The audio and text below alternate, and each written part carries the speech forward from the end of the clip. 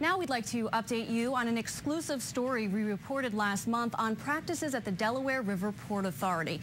NJN News documented examples of the bi-state agency possibly ignoring its compact and bylaws, spending money on at least one questionable project, and allowing at least one employee to transfer his car allowance worth thousands of dollars into his salary, presumably to pad his pension. State House correspondent Zachary Fink broke this story and joins us now with the latest. Zach? Thank you, Adrian. A lot has happened since our report, including Governor Christie threatening to veto the minutes if the DRPA renews CEO John Mathewson's contract. In addition, a commissioner from the Pennsylvania side is demanding the resignation of Chief Counsel Dick Brown, who is the designated spokesman for the authority in the story we first reported on June 30th. We also have some new information about a DRPA employee who holds another public job in Cherry Hill. Tomorrow's monthly Board of Commissioners meeting for the DRPA has been postponed. According to an official statement, Chairman John Esty is out of town. No new date for the meeting has been scheduled. The board normally meets the third Wednesday of every month. The move comes as the agency has been under fire since the NJN News report. Governor Christie warned the board last week not to renew Mathewson's contract just yet. Not complying with bylaws, not spending money on projects maybe in the most appropriate way, not doing things to inflate people's pensions.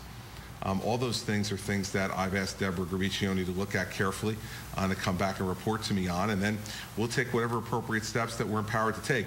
We have been told the board has decided to keep Mathewson as a holdover without renewing his contract. In a 6-page response to our story, the DRPA claims that during Mathewson's tenure, it has reduced staffing by 120 positions or 12%, reduced subsidies to its business interests, sold off properties and consolidated space, and leased space for cell phone towers, among a number of other revenue-raising initiatives. As a result, the authority says its annual operating expenses have increased just 0.1% since 2003. However, after seeing our story, Pennsylvania DRPA Commissioner John Doherty thinks more needs to be done. In 2 scathing letters CC'd to the board, Doherty said he will demand more accountability. In the first letter, addressed to DRPA Chief Counsel Dick Brown, Doherty said he had repeatedly asked for the 2001 management audit that was required under the compact. He said, quote, "Imagine then my shock to see you interviewed for a recent NJN investigative story on the DRPA in which you provided a news reporter with answers and a copy of the DRPA management report that I had requested numerous times but still have not received. Your evasive on-camera performance offended me personally and was an embarrassment to the DRPA. The interview revealed your political paralysis and utter inability to fulfill the obligations of your position. Accordingly, I will be asking for your immediate resignation at the next DRPA board meeting." Sources tell NJN News the final audit Doherty asked for was never presented to the board, even though it cost $500,000 to complete. In the second letter, a week later, Doherty said, quote, "The lack of a substantive response to the legitimate concerns raised in my letter gives the appearance that someone has something to hide. If the DRPA aspires to be a transparent entity, we should not hide from any issue, but address them and move on to the important business of the DRPA.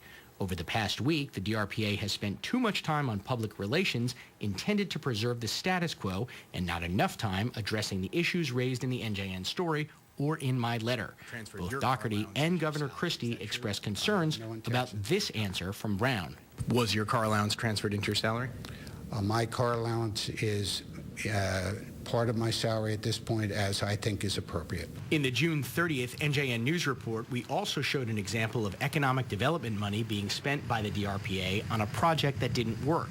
In this case, wind turbines on top of the Camden Aquarium, which do not spin. We asked Brown about it in that same interview. There was a project at one point for economic development regarding windmills on top of the aquarium. Can you tell me anything about that? Do you know anything about that? I don't know anything about that. In its written response, the DRPA addressed the turbines, saying, quote, "In 2005, DRPA worked with AeroVironment, a California-based engineering firm that designs, develops, and produces efficient electric energy technologies to implement an energy conservation pilot project. DRPA's investment from our Economic Development Fund was $40,000 towards this project. Design, construction, installation, and associated costs for access to the aquarium rooftop were absorbed by AeroVironment." It is not the first time the DRPA has been criticized for using economic development money on a project that hasn't panned out. Several years ago, the DRPA invested a total of $14 million on its Skylink aerial tram. This is all that was built, cement pillars, presumably to support the gigantic structure. The project was highly criticized because there's already ferry and train service over the river. It is now technically on hold. In 2008, the authority decided that it would no longer be spending economic development money on large projects. Our report also detailed a possible instance of double dipping. Since then, NJN News has learned that there is at least one other DRPA employee who is drawing two public salaries. Lisa Kimiak is an assistant general counsel making nearly $98,000 per year. She is also the chief prosecutor for the township of Cherry Hill, where she is paid $360 per court session. We asked to speak with Kimiak, but the DRPA declined. Other attempts to reach her were unsuccessful. The DRPA did issue a response to Commissioner Doherty's letter. They said, quote, there has never been any intention to disrespect Commissioner Doherty either at the board or the staff level. We value his participation on the DRPA board. That said, we also want to be clear that Richard Brown is an outstanding lawyer who has served the DRPA for 20 years with integrity and the highest degree of professionalism, and none of the issues raised by Mr. Doherty change that fact. And Adrian, we reached out to the Senate because the Assembly has passed a bill that will rein in benefits and salaries at the authorities. The Senate has no plan to take it up, according to a spokesman for Senate President Steve Sweeney. The story continues. Thank you, Zach.